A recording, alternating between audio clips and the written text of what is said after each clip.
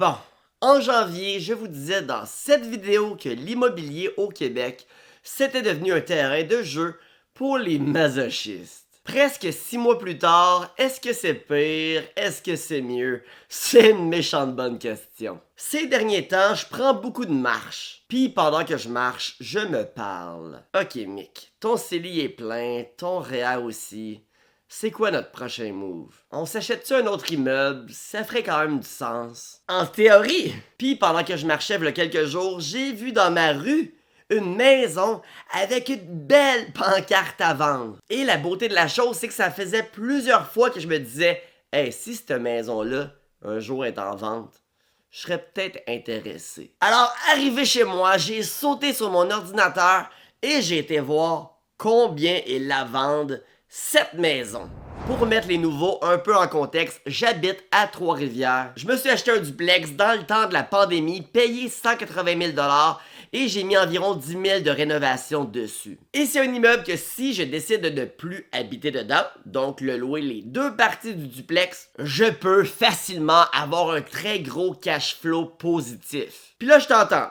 190 000 pour un duplex, c'est vraiment bas, Mick. Ben oui, on se dit ça juste à cause que le marché actuel fait aucun sens. Mais je te comprends. Puis le pire là-dedans, c'est que quand j'ai acheté, les prix avaient déjà commencé à exploser. C'était déjà la folie avec les guerres d'enchères. En fait, le prix demandé pour le duplex était de 159 000 quelque chose. Ça fait que oui, j'ai même payé 20 000 $ de plus que le prix demandé à cause de les belles guerres de surenchères. Mais là, en 2025, c'est rendu complètement déconnecté. Juste pour le plaisir, je vous remonte la maison dans ma rue qui est en vente. À ton avis, combien tu penses que cette maison-là vaut à Trois-Rivières? On va faire nos petits voyeurs, on va regarder les photos en ligne. Puis ben oui, l'intérieur est quand même bien fait, la maison est, disons, cute. Mais l'extérieur, là, on va pas se mentir, c'est rien de majestueux, là. C'est une maison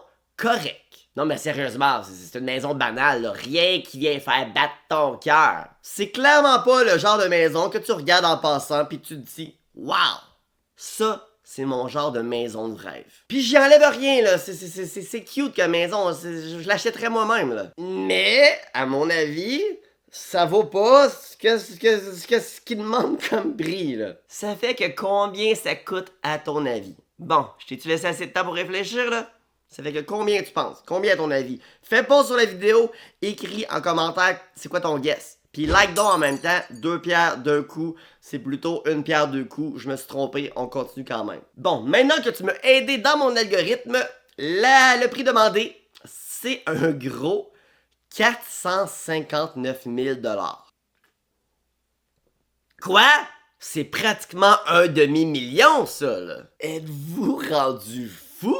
Et je vous rappelle que ça, c'est à Trois-Rivières. Et Trois-Rivières, selon plusieurs articles datant ici de 2024, est la ville la plus abordable au Québec pour investir en immobilier. 459 000, ça veut dire quoi, ça? Un peu, là, je vais prendre le temps de me calmer, là. Bon. 459 000 $ avec une hypothèque de 4% sur 25 ans avec une mise de fonds minimum de 5%. Ça veut dire que tu as des paiements de 2302 $ par mois. Juste ton hypothèque, ça. Ici, on ajoute le reste des dépenses logiques. C'est-à-dire, bien évidemment, taxes municipales, scolaires, assurances, Hydro-Québec, déneigement, pelouse, un budget pour les petites et les grosses réparations. Blablabla. Ben, c'est un total d'à peu près 37 000 $ par année. Ça, c'est 3 086 $ par mois que ça te coûte. Juste pour ton toit. Et bien que ta maison se paye, bien oui, dans 25 ans, elle va être payée, il y a plein de dépenses là-dedans que tu reverras jamais. Les taxes, l'hydro, les assurances, le service de déneigement et de pelouse, les intérêts payés, tout ça, c'est de l'argent qui, pouf, disparaît. Et je le répète, là, on parle ici de la ville la plus accessible au Québec. Alors, imagine ailleurs. Ça fait que par la suite, ben, je suis allé voir justement un peu ailleurs encore, sur Centris, ça ressemble à quoi l'immobilier en ce moment. Et je suis tombé là-dessus à Montréal, 225 000 pour ça. Si tu te demandes c'est quoi ça, ben c'est certainement pas le duplex en ruine. Mais c'est pour le terrain. 225 000 pour un terrain à Montréal. Je suis-tu le seul qui trouve que c'est cher, là? T'as un bout de gazon! Sinon, le duplex le moins cher à Québec, qui n'est pas un cauchemar post-apocalyptique, 350 000 $. Puis on parle d'un immeuble qui a besoin beaucoup d'amour. Rendu là, je dirais même que c'est une relation toxique, ça. Sinon, les duplex normaux à Montréal tournent autour de 500 000 $ et de plus. Ça fait que pour moi, je vais être bien honnête, là, Montréal, j'oublie ça. Bye Montréal, on se revoit.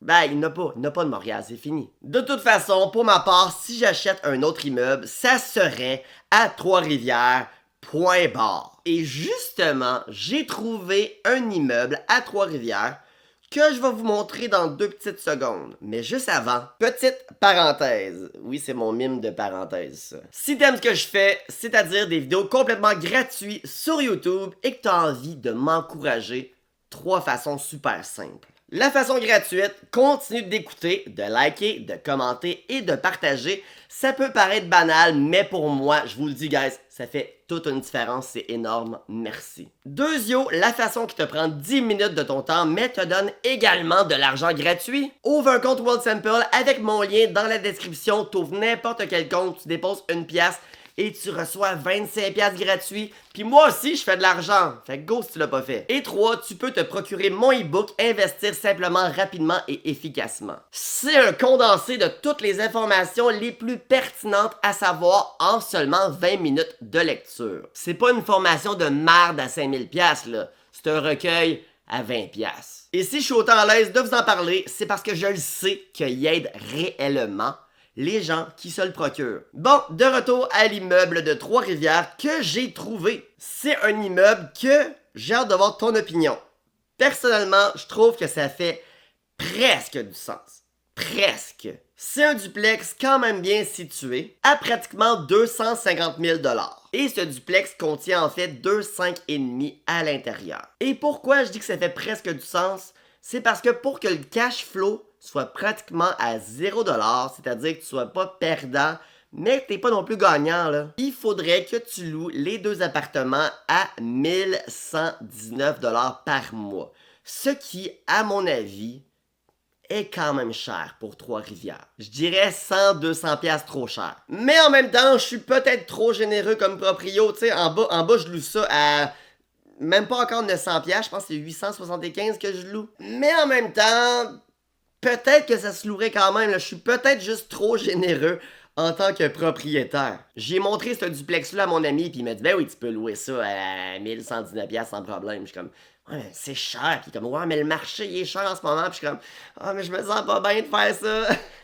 Je sais pas, Colin, là, c'est Trois-Rivières, là, on n'est pas à Montréal, là. Mais bon, je sais pas. Tu me diras ce que t'en penses. La façon que j'ai fait mes calculs, ben c'est avec une mise de fonds de 5%, bien évidemment, puisque si j'achète, je vais déménager là-bas et habiter le haut. Par contre, comme tu vois, je calcule quand même les revenus comme si je louais le bâtiment au complet. Puisque, ben, c'est de cette façon-là que je peux voir si l'immeuble est rentable à ce niveau-là ou non. Comme j'ai dit, mon plan, si j'achetais ce duplex-là, c'est de déménager là-bas, d'habiter le haut, puis moi je louerais le haut que j'habite ici en ce moment là. Puis la raison de ça, c'est que si je déménage pas là-bas, ben je ne peux pas obtenir une mise de fonds de 5%. Puis hors de question que je paye une mise de fonds de 20%. Là. Mais bon, même en calculant avec une mise de fonds de 5% et les revenus total du bâtiment, j'arrive pas à avoir un cash flow positif. Ce qui est dommage. J'arrive à environ 22 000 $ de revenus possibles. Ça, c'est si je loue les 2 parties du duplex à 1000 $ par mois. Mais il y a environ 27 000 $ de dépenses. Donc, on parle ici d'un cash flow négatif de presque 5 000 $ par année. Alors, voyons voir. Est-ce que j'ai réellement envie de débourser une mise de fonds de 12 495 $, une taxe de bienvenue d'au moins 1500, des frais de notaire d'au moins 1300, probablement un peu de rénovation pour par la suite avoir un déficit de 5000 $ par année. Pour ma part, pas vraiment non. Puis je le sais que certains vont dire qu'un cash flow négatif sur un immeuble, ça peut être acceptable, puisque ça se peut que tu sois dans un quartier en pleine croissance, puisque tu prévois hausser les loyers, puisque tu penses vraiment sur le long terme que ça va juste prendre encore plus de valeur. Mais les loyers et la valeur ont déjà doublé depuis quelques temps. Puis quand je fais un investissement, je veux qu'il se paye tout seul. Pas que j'ai besoin de nourrir l'investissement à chaque mois pour le maintenir en vie. Parce qu'un cash flow négatif de 5000 $, là, ça veut dire que c'est 5000 que je dois avoir dans mes poches à chaque année que pour maintenir en vie cet investissement. Alors au final, ça me coûte quoi? Ça me coûte le coût initial, soit disant environ 15 000 $ au départ, plus 5000 $ supplémentaires par année. Puis ça, là, à mon avis, c'est un gros coup de renonciation à d'autres opportunités. C'est pour ça que j'aime autant ça investir à la bourse. T'investis, puis t'as plus besoin de rien faire. Mes investissements dans mon CELI et dans mon REER, ils ont pas besoin d'être maintenus en vie à chaque année. Je dois pas payer 3000 $ par année pour maintenir mon CELI en vie, sinon, ah non, je perds. Non. Et 15 000 $ d'investissement initial avec 5 000 de plus par année, d'investir dans un fonds indiciel représentant le S&P 500, 25 ans plus tard, c'est pratiquement 734 000 $. Ça fait que même si mon CELI et mon REER, même si mes deux comptes sont pleins, là, je pense que pour le moment, je vais simplement continuer d'investir dans un compte non enregistré. Pour le moment, c'est ce qui fait le plus de sens dans ma tête. Bon, hey, t'as écouté jusqu'ici, like, abonne-toi si c'est pas déjà fait. Sérieusement, là, écris un petit commentaire. Non seulement pour aider mon algorithme, mais aussi pour me dire, t'en penses quoi de l'immobilier actuellement? Et surtout, t'en penses quoi de ma réflexion? Est-ce que je fais du sens?